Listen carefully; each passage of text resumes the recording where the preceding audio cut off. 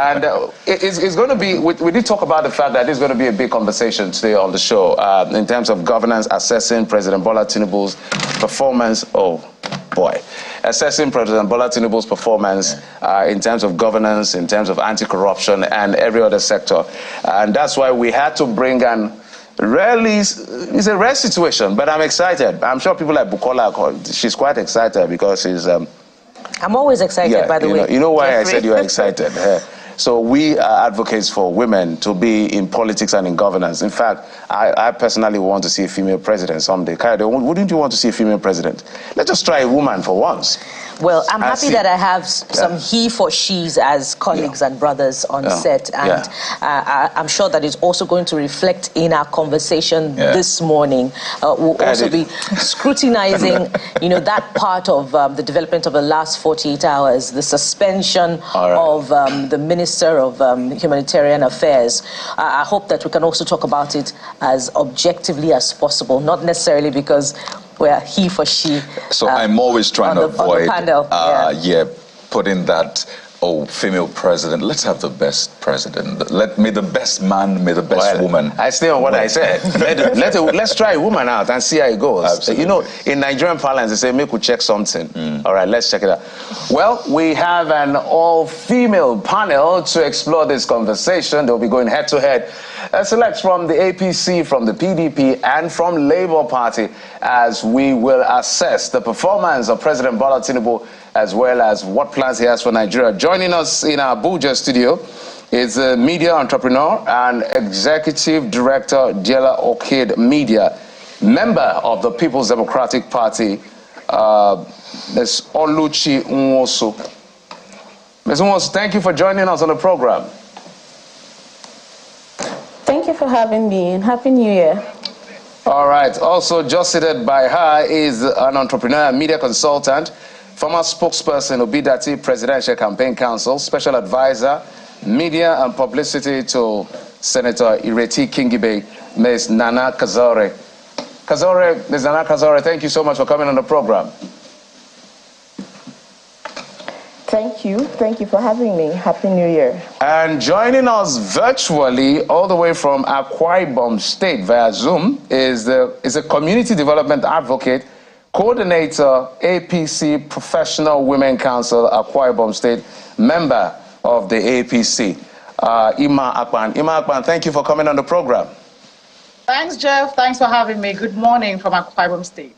All right, fantastic. An all-female panel. So let's get started with the very recent development. I'm going to have your take on the recent development across board. So, Ima, the government in power is the party you belong to.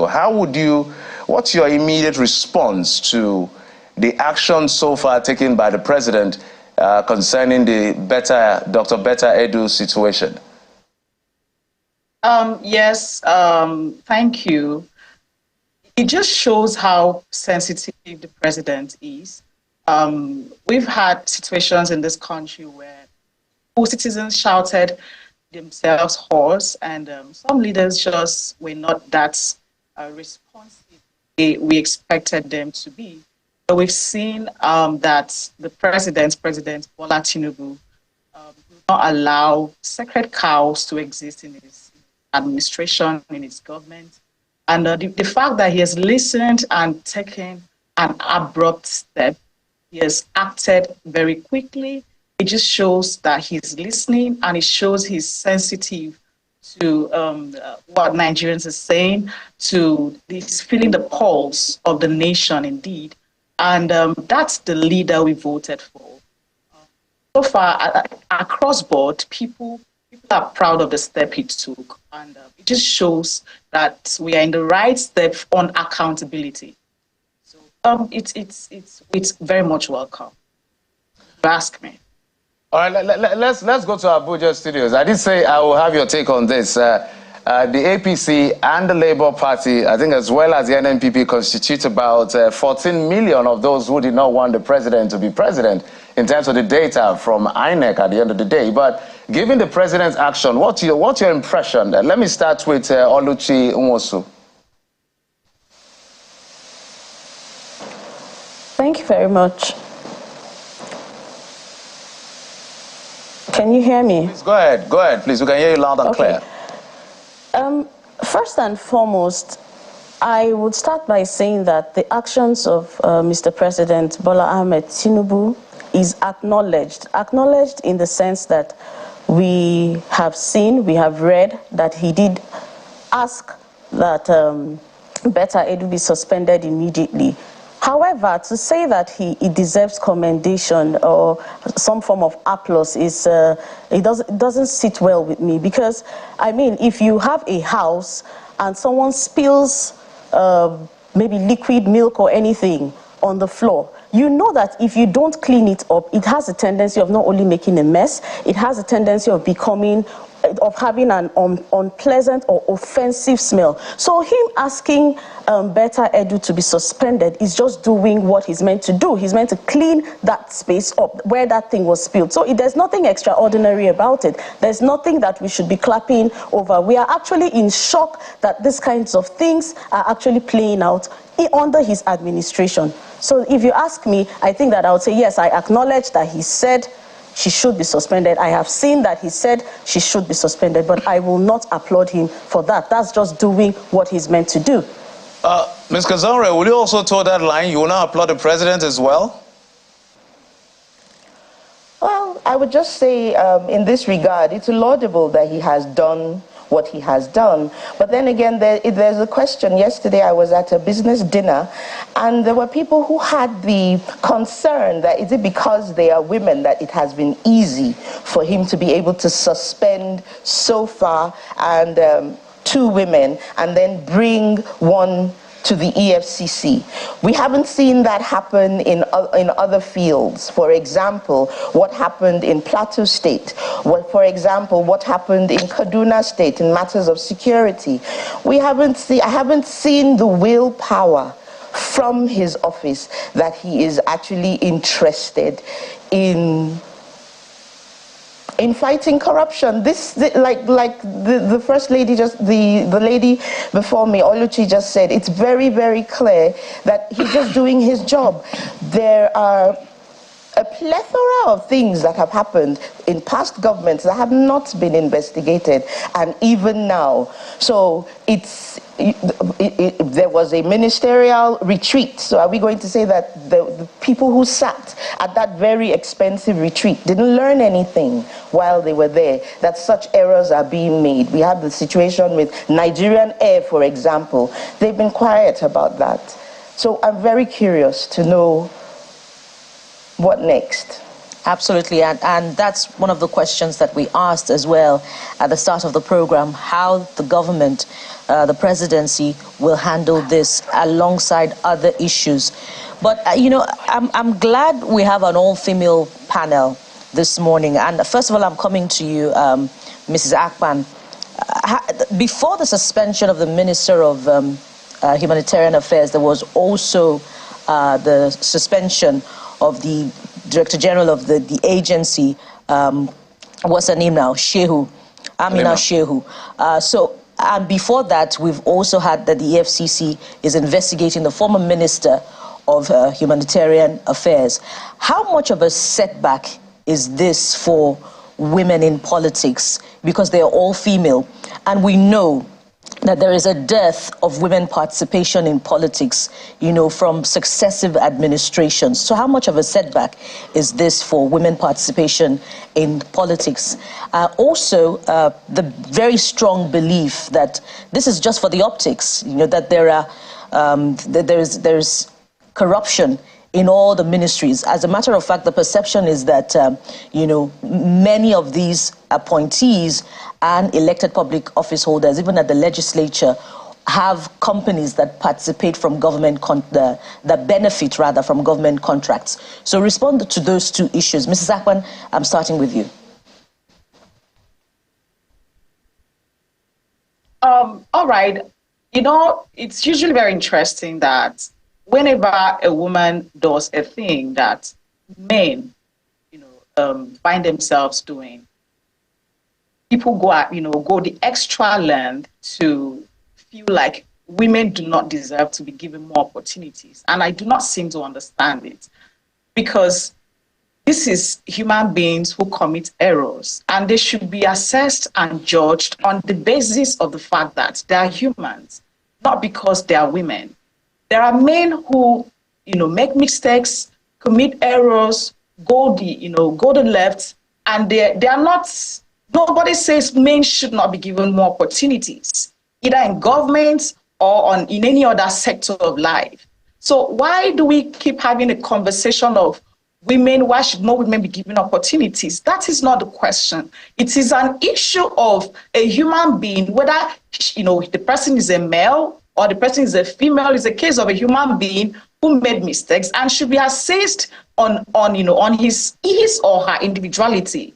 So I think doors should not be closed against women because one woman or two women had, committed errors. They should be assessed, based on their individualities. The same way we have men, whether they're young or old, who make mistakes, who commit crimes, and they're assessed on the level of their individuality. So please, there are women who are doing well in government, in business, and everywhere else.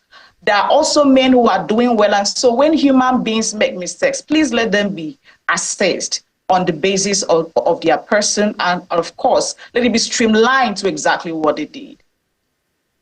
Well, your point has been well noted, Mrs. Akpan, but the Minister of Humanitarian Affairs has only been suspended. The investigation has not been concluded to determine whether she's guilty or not. But your point is well noted. Let me bring the same question to Mrs. Oluchi. I'd like you to respond to it as well. Yeah. Mrs. Oluchi. Yeah. Yes, I can hear you. Go ahead. Okay, first, I do not believe that I object, let me use the word, I object to people addressing issues from the angle of gender, especially when it comes to offenses and crimes. Stealing, allegations on stealing should be addressed as an offense because it is actually an offense. Anybody can commit an offense. I do not subscribe to headlines. I've seen people report on the incident and I see 3 women. I see another woman, and I'm wondering, we've had cases of men in this country. In fact, most of the cases of corruption that we have are men. Why? Because we have more men in the space. I would want to say that the space is naturally hostile or not very open to women. So it's I can understand why when there's an issue, they tend to pick on women. But is it right? It is wrong. I can give you an example. Some years back, we had the case of a certain Ahmed Idris, who was alleged to have been involved in some form of, looting, corruption, and to the tune of 109 billion naira. And the EFCC confirmed that he was able to return only 30 billion. Did we report that as man steals 109 billion naira? No, we addressed him as a person and then his office. So please, I would want going forward for Nigerians to address this issue as, okay, there's the Minister for Humanitarian Affairs, Betta Edu, is alleged to have done this thing. I understand that previously, like before she came into office, another woman was there. But it doesn't give people the right to want to, bring some form of gender bias, gender violence into it. It's unacceptable. So regardless of which side of the political carpet I stand, I do not subscribe to that line of narrative. Interesting point there. Nana Kazare, you're next. Do you agree that, the way it's been reported is an approach that picks on women? But more realistically, doesn't it reduce the numbers of female politicians? Nana Kazare. No, it shouldn't. It shouldn't. If it was to go ahead to reduce the numbers of women politicians, then you would know and agree that then women are being picked on. Like both speakers before me have said, it is an individual error, and she has been alleged to have done things in a certain way that is wrong and repugnant to everything that somebody in her standing as a minister should stand for. So it's an individual offense. It should not be something that should now be placed on women. After all, the deplorable state in which we find our country, it has been run by men and not necessarily women. So I totally disagree that women should now, all of us should have our heads on the chopping block because of the error of a very minute percentage of women. Women do well in entrepreneurship, women do well in medicine, women are doing extremely well in education sector, women are doing very well in many other sectors, and they should be recognized for doing well. If 1, 2, 3 women have done the wrong thing, that's on them, and it's already, the authorities have taken note of it. I'm very glad that Oluchi here also mentioned, because I was going to mention the 109 billion naira of the former Accountant General of the Federation. And these numbers are so staggering. What you hear has been stolen from the Nigerian coffers. And let's not even beat this matter too much. Women have done exceedingly well. We have women like Aisha Mohammed, we have women like Ngozi Okonjo-Iweala, and the list goes on and on. And so I thoroughly disagree that women should now be thrown under the bus because of these incidents. Thank you very much. Right. I mean, while that case is still in court, continue to follow to see the eventual outcome. But quite important points you all have raised, not just for women, for young people as well, because the minister, the suspended minister, is also a young person, represents young people. And I've seen that a lot of people are against that particular, coloration, young women, what have you. Just deal with the case as it is. But let me switch the order now, and I'll begin with you, Nana, for this set of questions. Your principal, Peter Obi, during the presidential campaigns and elections, had alternatives for government. And both of you and Oluchi, have said that, well, we shouldn't necessarily commend President Tinubu for this action. It's essentially what he's meant to do. So I wonder, is there a different way that you think Mr. Peter Obi will have approached this issue, the alleged corruption and security particularly, because you provide alternative to government? So would he have done things differently? If he would, how? Well, okay, let me start with the first part. Like both of us have agreed right here in the studio, the president hasn't done anything that we should be, doing cartwheels for. He has done his job, and that's laudable, like we've already said. So if Peter Obi was sitting here, sitting on that seat, it's glaring that he would do his job and do it diligently and very well. But then he's not the one who is sitting in Aso Rock right now. He always said it during his campaigns that he would tackle security, because that's the reason why entrepreneurship and even, how do I say it now, farmer-herder issues, the list goes on and on. He always said it that if Nigeria is taken from consumption to production, it would help Nigerians to get jobs. It will make sure that people who are idle are gainfully employed. You see, the list goes on and on. I remember one time we sat and he was saying when he would, if he were to come in, he was going to ensure that subsidy would be removed, yes?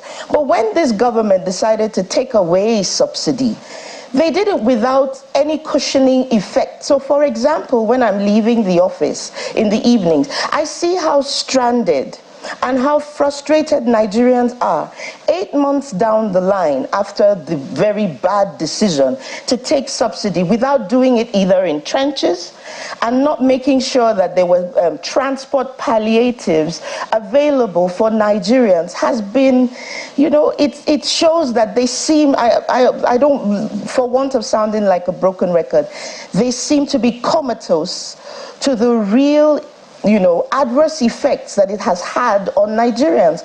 Not to even talk of the cost of food. How much was a bag of rice in 2022 vis-a-vis what it became in December of 2023? A bag of rice was going for approximately 70,000 naira. Now, let's even look at situations. Peter Obi, part of his manifesto, he said that, you know, salaries would be increased. The Nigerian Labour Congress has also come up with a 200,000 naira increase in salaries. The government said they would do something about it, and they've done absolutely nothing. Let's talk about the 35,000 naira. Pardon me to button. So are you saying that Mr. Peter Obi would pay the 200,000 naira wage? If you can hear me, Nana, I'm just asking, follow up to that point you raised. Are you saying Mr. Peter Obi would have paid 200,000 naira minimum wage, as is being requested for what we hear? It's not about Peter Obi. Let's not steer it. It's really not about him. He's not the person that's there in government. We are there as an opposition to observe and to say when they do right, we will say that they have done right. If they haven't done right, we will say that they haven't done right. But it's not about Peter Obi. Let's steer it right back to the government that is under scrutiny right now, which is the APC. They had meetings upon meetings with the TUC and with the NLC that they would increase, they would give a 35,000 naira wage, I forget the way it was put, but it wage was award. They only did it once, and the next thing it has been crickets. Nigerians haven't heard, so there seems to be an unwillingness to come to the table. Now, if Nigeria, for whatever reason, cannot afford to pay the 200,000 naira that they initially agreed to with the TUC and NLC, then they should have come back to the drawing board. Not now wait for the TUC and NLC yesterday to now start giving them a 10-point, bulletin agenda. As in, you haven't done this, you haven't done this. I haven't seen them engage. All right, Nana, let me go to Oluchi. They've made promises and haven't kept those promises. It would seem as though Nigerians are being taken for a ride. Right. Thank you, Nana. Let me go to Oluchi. Essentially, this conversation is about presenting alternatives. Is what democracy is about. And I wonder for you, for your principle, because it's important to bring these alternative ideas out, to challenge governments, to provide some sort of pool of ideas where I imagine that the government in power can pick from. So, Oluchi, what is your take on what could have been done differently? Because it's important to always speak to those. Do you think that things could have been done differently, perhaps by your principle? And if it could have been done differently, how? Absolutely. I'll take it, before coming to my principle, I'll take you back down memory lane with my party, the People's Democratic Party. The antecedents and the journey so far. An average Nigerian would literally tell you how life was then and how life is now. Recently, data was released by, I think, StatiSense that showed performance according to administration and then other aspects. And you could see that from the time of Obasanjo down to Yaradua and then Goodluck Jonathan, the PDP performed very well. So you can't argue data. You can't gag data. So these things are actually evidential. They are things that you can literally relate to. What was the cost of living then? What's the cost of living now? There are practical examples. It doesn't even require speaking a lot of English. And to reiterate this, I would say yes, Atiku Abubakar would have done differently. First of all, for someone who you hear his name and what resonates in your mind is Atiku means jobs. People just know that they would have been gainfully employed, the system would have been better, economy would have been better with him, and then the manner of approaching issues. I don't think that Atiku Abubakar is very sensitive and to a great extent respectful. Now, that is the difference between what the APC government is doing to Nigerians and what I feel that my party being in power would have done differently. Take, for example, you remove subsidy, people are crying, people are undergoing hardship, people can barely feed, cost items in the market, everything has gone up, and right in the midst of our cries, you carried over 1,400 people out of this country in the name of attending a conference in Dubai. People that we know have no business with climate. They do not understand what is there. They have gone there, they've come back. If you ask them, they cannot tell you specifically how what they heard there can be applied here. Why did you have to do that to us and to our faces in this manner? Atiku Abubakar would never do that. The PDP has records. Unlike my sister who was speaking, she's told you what Peter Obi would have done differently. He's never been president, but my party has produced presidents, and the presidents that have come under my party have performed exceedingly well, and I'll leave it at that. Well, I know the government put out a statement to that delegation saying that, well, the federal government delegation was 422, not over 1,000, as has been said. But, of course, even the 422 for a lot of people was a lot, seeing the situation we have to grapple with. So, yes, let me go to Ima now and just get your thoughts. So they have raised some important issues. They've talked about the sensitivity of the president as it is. They've said, well, he's doing essentially what he ought to do. And they have provided some sort of alternative that their principals or their party would have, I mean, what they will have brought to table if they were in power. So I wonder for you, is this something you're taking on board as well? Because I know you've had to campaign for previous president and this president. And I imagine this is not what you promised to people. You didn't tell them that this is how much you'll be buying a bag of rice, this is how much you'll be buying petrol and the rest. So are you excited with how things are turning out? And I wonder, how do you go back to speak to those people? I'm just wondering. I'm happy the two women in the studio have both acknowledged that their respective candidates were on the same page with our presidents regarding fuel subsidy removal. And I do not think anybody in the country who understands what fuel subsidy removal will pretend not to know the consequences of removing subsidy. All of us, we all know what to expect. It was not going to be a ride in a kindergarten's park. We knew before subsidy was removed, that or fuel subsidy in particular was removed, that we were going to go through a tough time.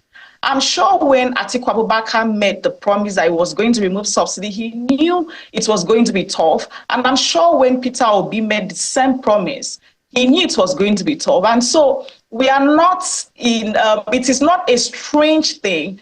We are not going through any strange phenomenon. And I'd like to say, very emphatically, that the president is not an insensitive leader. He has been very conscious. He has been up to date with what is going on in the country.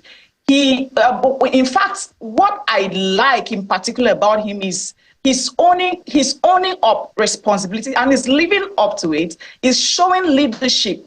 As a matter of fact, last year when fuel subsidy was removed, I'm sure we are all aware that the former administration did not include in the budget, at least to a point of at least between July and December.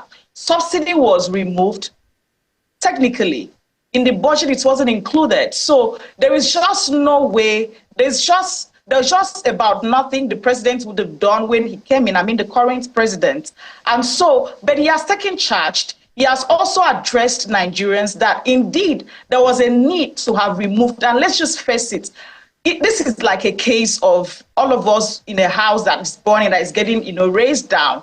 It is either you stay in and perish, or you run out and somehow get to build another house. And so we all knew the attendant effects of removal of subsidy. And while the president is mindful, and of course he's been taking steps to ensure that the effects are cushioned, and these steps may not necessarily be enough, and indeed they are not enough. There is just no way you can give palliatives to over 200 million people and it will be sufficient. He has acknowledged that, but then you can see that he is willing to tackle these challenges head on. For example, in January, he has given an approval of 75 billion naira facility, to be given as loans to small and medium scale enterprises. The least should be receiving 1 million naira and the most 10 million naira. this should go a long way to stimulate the economy. So he is not unmindful. He has taken more steps, and of course, this is just a temporary situation.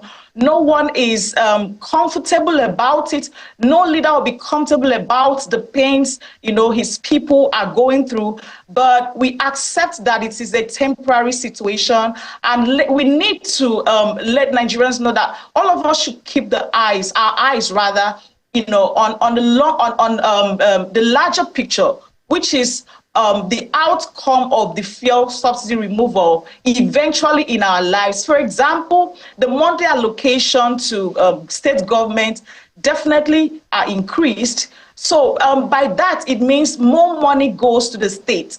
And there are other steps the president has taken, such as partnership with Chinese companies to bring, to rebuild a new steel company in Nigeria. You know what that means? And then there are so many other strategic steps he's taken to ensure that the economy is boosted. And regularly, you see, he's in touch. He's meeting with different stakeholders. He's consulting at different levels. And you can see he is very active in ensuring that the pains and the sufferings of Nigerians are alleviated. We are only calling for a bit more understanding so we can go through this period, a bit seamlessly while we achieve and, of course, reap the overall benefit in the long haul. All right. That's my... but you have to do a lot of the heavy lifting because your government is in power, so you have to do a lot of the heavy lifting. So you can see why most of these questions are directed at you, because at least for the next 4 years, President Tinubu is going to be in charge of government. And he said in his January 1st broadcast that since he became, from the time he was a senator to becoming governor for 8 years in Lagos State to now president, his passion has always been to, close that inequality gap. But we've seen his policy widen that inequality gap. Inflation is very high. We've not seen the December number, but we expect it to come up higher, beyond the 28.2. Cost of living, food inflation is about 32%, so we can go on and on with the data. We've also seen the situation, the carnage on the plateau, so we can cite different situations. So when he says things like, it is my passion to close this inequality gap, when you juxtapose that with the reality we face, that, bear with us, these are temporary issues, this pain will give room for gain. Do you think Nigerians believe him? Yes, I know a lot of Nigerians understand the situation. And I also know a lot of Nigerians believe that he has that capacity. As a matter of fact, Jeff, I know the man I voted for. I do believe in him passionately. He is not just someone who emerged from nowhere. He is someone who has demonstrated leadership in different capacities. And for millions of Nigerians to have invested their vote in him, it showed we have confidence in him. And let me say this, I would like to use the analogy of a flight and turbulence. You can see sometimes, in fact, a lot of times it's it will be very uncommon to have flight attendants get jittery when we have turbulence in the skies. And it is not because they are not aware of the danger of a plane maybe falling off the skies, but more importantly, they know who is in charge of the aircraft. They have confidence in the people piloting the aircraft. And so it is with this man. We are going through turbulence right now, but I can tell you that I have, and many others do have, confidence in the man piloting the affairs of the country. With President Bola Tinubu, trust me, Nigeria is in safe hands. And we're not just talking rhetoric, we're not just talking theory. We're describing a man who has demonstrated capacity in solving tangible human problems. He is a results-oriented leader. He is someone who leads from the front. He doesn't shy away from responsibilities. And so he has folded his sleeves, he's gone to work, and that's why you can be so sure that this will not take too long. With all of the policies, with all of the drives, with where he's heading, as a matter of fact, with the objectives he's setting so far, I'm not sure these times are going to be, extended. And our sister from the PDP, representing PDP, she said that Atiku Abubakar would definitely have done better. I do not want to be reminded of a company called Ascon in Akwa Ibom State that was folded up because of Mr. Atiku Abubakar's involvement. This is not just politics. It takes a level of, I don't know what level of trust she would have in an Atiku, and of course we know his antecedents, but well, let's not go too political. One thing is sure: President Bola Ahmed Tinubu is a leader that can be trusted. He has demonstrated capacity in taking care of in solving problems, and that's actually what he's good at. With Nigeria's economy, I'm very sure we're going to be better for everyone in a very short time.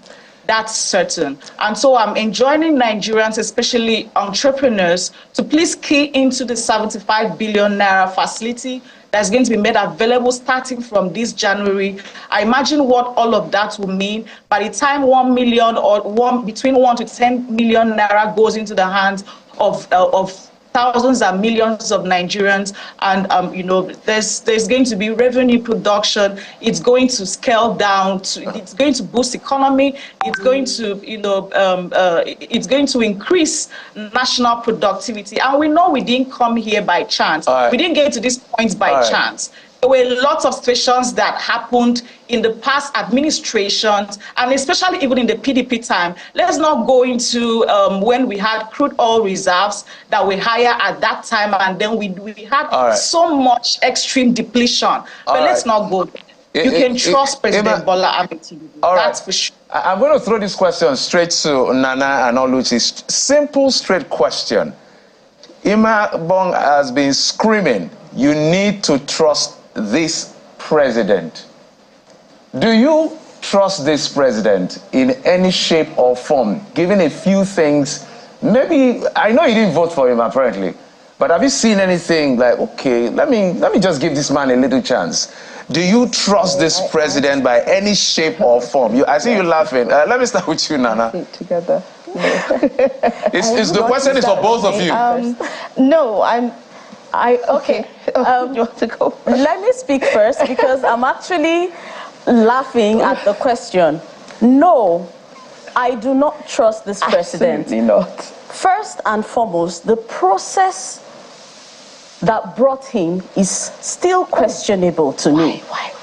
The matters that came from his candidacy and then his emergence as president stands to be questioned, even till tomorrow. I don't even want to, Ima Bongos, my sister from Akwa Ibom was saying she didn't want to go into certain things. If I have to go into the Chicago matter, I would want to be, am I even supposed to be having this conversation about Mr. President? Because I term the process that brought him as not being straight. It's for me, when we have questions of whether your name is A or is B, it tends to put me off. So you have the question of integrity of both the person and the process that produced him. That is one. Number two, I want to also, she said something about a pilot, trusting a pilot and flights and all of that. Thankfully, I have knowledge of some things that has to do with flying. Yes. As a child, as a teenager, I worked very closely with one of my uncles who is a captain in the aviation industry. And I want to tell you that one of the things that I will never forget, even as a child, that stuck to my head was when he went for one of those solo flights and came back and said he was being punished. And I was asking why an adult, my uncle, being punished. And I saw him writing, I will always fly altitude. I will always fly altitude. I will always, and I kept asking what that meant. And it just meant, it means that as a pilot, you need to operate on a certain frequency. You need to be at a certain height. Now, you cannot be telling me to trust somebody who is meant to be piloting something that I expect to have that training that kicked off and maybe is flying lower than he's meant to fly. And you're telling me not to question him. You're asking me to trust. I do not trust him. I'm scared for my life. I go to the market. I do not trust him because what I bought yesterday is not the same price. I do not trust him because I'm walking on the road. I have the tendency of being... We've never had it this bad in the FCT before when it comes to surge in crime rate and insecurity. And that's because you cannot take away the fact that Nigerians are actually undergoing hardship. They are hungry. They are tired. Ordinarily, things that they would have found, to do and just lay their hands on and make money out of it, they do not see these things. And then the little things, they can't even eat. Survival is a problem. So you can't be telling me to trust someone who I feel... You're telling me... Nigerians should take it easy. They are doing while you're doing consultation, I am dying. And in that aircraft that she gave an example, there may be turbulence, yes, but while there's turbulence, there are supposed to be measures that you put in place to make sure that your passengers don't freak out. To also help, why do we have oxygen? Why do we have other things there? We've not seen, with this government, we've not seen oxygen. We've not seen anything to relieve us. We can't even find soup. If I may butt in. You removed subsidy. That was too brash. Oluchi, if I may butt in, I know you're firing from all cylinders. Let's switch gears to Nana. Nana, same question. Same question, no. The answer is a resounding, absolute no. And that's very, very simple. We've been told, Nigerians have been told time and time again, tighten your seatbelt, tighten your seatbelt. Nigerians have been told to take it easy. Nigerians have been told, I do not trust a man who, after there's been a bombing in Kaduna State, and it was the military's error, there's been nobody has been called to book, not the perpetrators and not even those who were in charge. That gives me reason for pause. Number two, while that happened, he went all the way to Borno State, and the next thing he says is that it was an act of God. So we blame the insecurity situation in Nigeria on God, and that's the person we have been asked to trust. I've not seen the president do anything that has alleviated the sufferings of Nigerians. Be it in the educational sector, we know how deplorable the situation is. Look at how many Nigerian youth are leaving the country on a daily basis. There are just so many things. Where do we want to start? And I don't know if he realizes that in 2027 there's a scorecard waiting for him. You can't ask Nigerians to keep trusting. You can't, because people can barely pay school fees for their children because of the ripple effect of the high cost of living. It's preposterous. Insecurity in Abuja, there are incessant kidnappings, there are incessant, cases of theft, there are incessant cases of people going into transport, we call it in local parlance, one chance. And we keep right here under his nose in the FCT, and then we're still being told to trust his process. After 8 months, give us one thing that he has done right in 8 months to alleviate the situation of the average Nigerian. I do not think he's in touch with the grassroots. I do not think he's in touch with those who earn minimum wage. No. I don't think he's in touch with what is really going on in Nigeria. And I was very glad when one of you mentioned that it's about 14 million of us didn't vote for him. So he has, yes, it's an uphill task for him, and he ought to, realize, because what they don't realize is that the youth who galvanize themselves, call it the obedient movement, those question-asking youth will still be youthful in 2027. There's a lot of work to be done. Right now, it's just rhetorics. Yes, Ima in Akwa Ibom said it is not, but I put it to her that that's just exactly what it is. He needs to steer the country in the right direction. He should take one course, just one charge.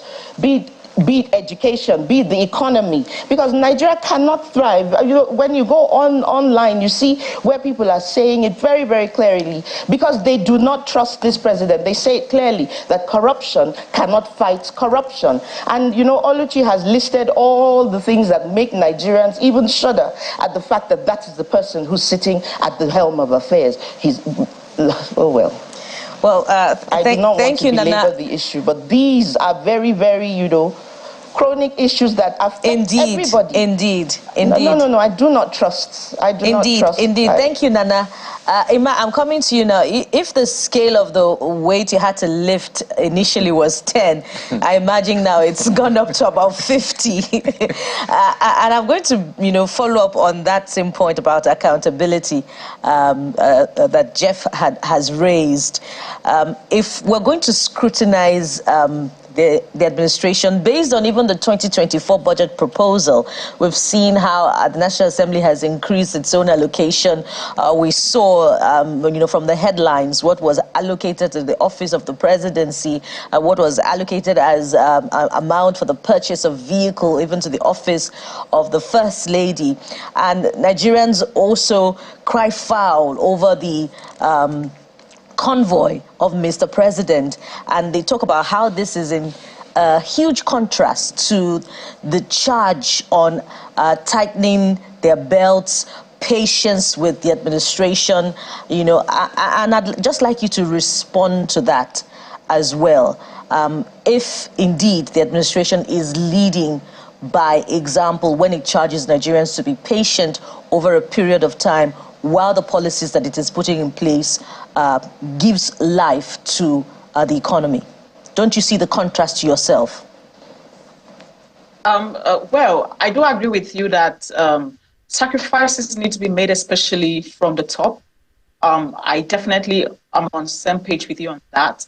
Our leaders, starting with the president, with National Assembly members, the president, of course, with his entire cabinet, the National Assembly members, the state governors, the House of Assembly members, leaders need to lead by example, of course. And this sacrifice should start actually from them. And then, being that as it may, I would like to say that nation building is a collective duty. In fact, I've been curious to know what, let's say, the Labour Party senators, the Labour Party House of Reps members, for example, have done differently in the National Assembly. Because when people chant what this party has done, what this other party has not done, we would like to see practically what you're bringing to the table as a different path, right?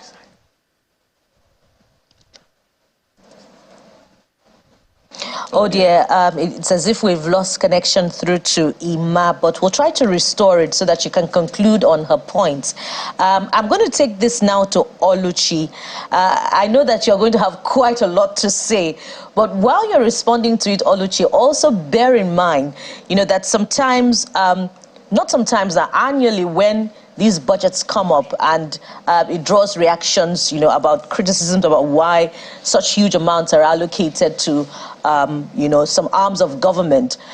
They say that these budgets are prepared traditionally by civil servants, and it's not new, and it cuts across different administrations. And we've had past administrations led by the PDP as well. You take that, Oluchi, later on, but Ima is back. Let Ima conclude on her point now. Ima, go ahead.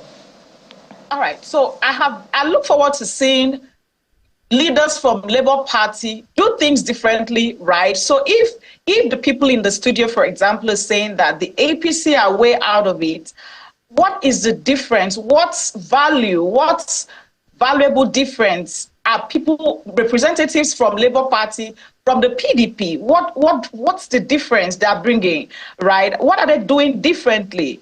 But I've actually emphasized here that I agree with you that we need to see the president, his cabinet make sacrifices for the country on a personal note, and then let it trickle down to the very grassroots. And also, it seems to me that so much effort usually and focus is on the president.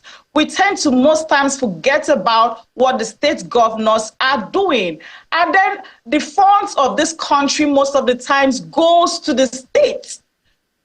It goes to the states. And then most state governors sit on these funds without making these funds trickle down to the grassroots.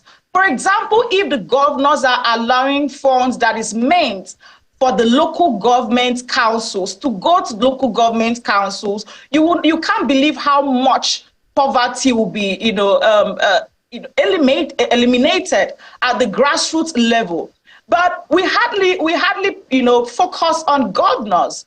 Every time it's always the president. Of course, the president is not shying away. He keeps acknowledging that the buck indeed stops on his desk. And so while the president is doing his bit, and we expect him to do more, we are also saying that accountability should be held of leaders at other strata, such as the state governors. Yes, right. Thank you, Ma. Oluchina, the same question goes to you, but can past administrations, particularly of the PDP, be absolved of this same lifestyle and allocations to the different arms of government? Oluchi, it's for you now. I'll keep my response very simple. And you recall that when we started on this conversation, I made reference to the fact that we have data on ground, and you cannot argue data. You can't argue evidence of work. You can't argue things that have been established. You cannot compare the years of the PDP to what we have right now in the APC. It's there, it's verifiable. Do you want to go into the Obasanjo administration or the Goodluck Jonathan administration, where we had the likes of Ngozi and all those people? Talking about the budget, you cannot address what is going on right now with the current administration of Bola Ahmed Tinubu without taking it back to Buhari's administration. And it's still the APC. So what I want you to see here is there's a template for working with the APC. Corruption as it is was emboldened under Buhari, who is an APC member who functioned on the APC. Padding of budgets, we had tons of it under Buhari's administration. And most of those things went away like it didn't mean anything. When Bola Ahmed Tinubu said he was coming to improve on whatever things that Buhari did, I shook my head because I was wondering if he actually knew the antecedents of Buhari. Is it with the insecurity? Is it with the looting? Like we've never seen it before. So addressing the issue of budget, I still do not, the process with which they present the budget, the things contained in it, is still under scrutiny. We will continue to scrutinize it, and you cannot as much as compare it with the PDP. That would be like an insult, because we've been there, we have evidence on ground. They have been there for like 8 years. We also have their evidence. Compare and contrast. It's very easy to relate with. All right. Let me take Nana as we wind down on this conversation. And I mean, I can't help but see that you're also an aide to Senator Ireti Kingibe. Essentially, you're still actively involved in governance, even though your principal did not win. But this is part of what we talk about in democracy. The opposition should have an active say as well. Maybe not have your day. But speak to this, because I know it's been big. I just checked your X handle, and, you know, I saw that the senator did some palliative sharing recently, bags of rice to help people in the nation's capital, Abuja. And there have been questions about, is this a constituency project? Was this part of her own personal goodwill, the branding and the rest? I'd like you to speak to that controversy, because I know a lot of people were against sharing of palliative, saying, well, this is not enough, the people need more. But I'd like you to speak to the one done by Senator Kingibe, particularly. All right, thank you for that question. It's sad that people feel that we shouldn't go the way of palliatives, because that's all the average Nigerian person has. Many people can't go to their farms. People cannot feed because of the insecurity. So agrarian communities, even within the FCT, we see that they're dwindling on a daily basis. There aren't jobs. And that is why the palliatives were done. And they're still even ongoing. It's very, very important that people receive certain palliatives to ease the general way that they have to live. It's wrong for Nigerians to be on their knees. It's wrong for Nigerians not to know where the next meal will come from. It is wrong for Nigerians not to know whether or not going from point A to B, they are safe. So I still believe that there must be palliatives given, and at every strata right now, from transportation to food, whatever can be done to alleviate the suffering of the average Nigerian woman, the average Nigerian individual, cannot be overlooked. So we should applaud those who have gone ahead to give these palliatives. So is it the government did release certain metric tons of rice, and I know. So was it personal or what the federal government gave? I'm saying, was it a personal gesture? Is it a personal gesture, just to clear the air, or is part of the federal government? No, if you listen to on another, it wasn't her personal gesture. It's rice that had been given and stored. I did say the government gave some palliatives, and it was given to all the House of Rep members and the senators. And so, yes, she's doing her own quota and ensuring that it gets to everybody's table. I want to thank you so much. Beautiful, beautiful perspective that you've all brought to this conversation. And I'm super excited that everybody came with their A game to ensure that they defend their principle and their party as much as possible. I want to thank you, Oluchin, also a member of the People's Democratic Party and media entrepreneur, as well as Executive Director at Dela Orchid Media. Thank you for coming on the program. Nana Kazaure, entrepreneur, media consultant, former spokesperson of the Obidati Presidential Campaign Council, special advisor, media and publicity to Senator Ireti Kingibe. Thank you for coming on the program. Also, Ima Akpan, community development advocate, coordinator, APC Professional Women Council of Akwa Ibom State, and member of the APC. Thank you, Ima, for coming on the program. I want to thank all of you for coming on the program. Thank you for coming. All right, guys. There's one question I wanted to ask, but we don't have the luxury of time, which was the issue of Momizi and feminism. But we're going to look for another day. But let's find out what you guys are saying on Twitter. We did tell you this is Yeah. Yes. Kaide, maybe you can take that. Since you can see clearly. It says, I agree with the court. You cannot detain an individual for more than 24 hours without charging to court. He should, and I think this is about the former CBN governor, saying he should be on bail while the investigation is ongoing. Once the investigation is concluded, he can now be charged to court for proper prosecution. Well, and this one is from Dennis Ekele, I believe. Dennis says, so we should clap for Bat. What has he done exactly? He has a very huge moral burden hanging on his neck like a yoke. Sorry, the system in itself is a mess. Hashtag CTV Morning Brief. This is coming from Central Fake. Said, Bat did well by suspending Edu. In fact, to call a spade, he has really done well in that regard. However, Edu made a mistake, which shows her incompetency. But I don't think she has actually committed a crime, so she should be pardoned. Those are your tweets. Keep them coming. We'll take them as much as we can. And that's exactly what the program is really all about, to bring you into the conversation. But we're going to take a quick break right now. When we come back, we did tell you that, look, your mobile phone is a lot more than you think it is. The man in the know is here to help us explain what that actually means. And talking about digital content creation and how to make the most with your devices. We're going on this break. Join us again on the Morning Brief.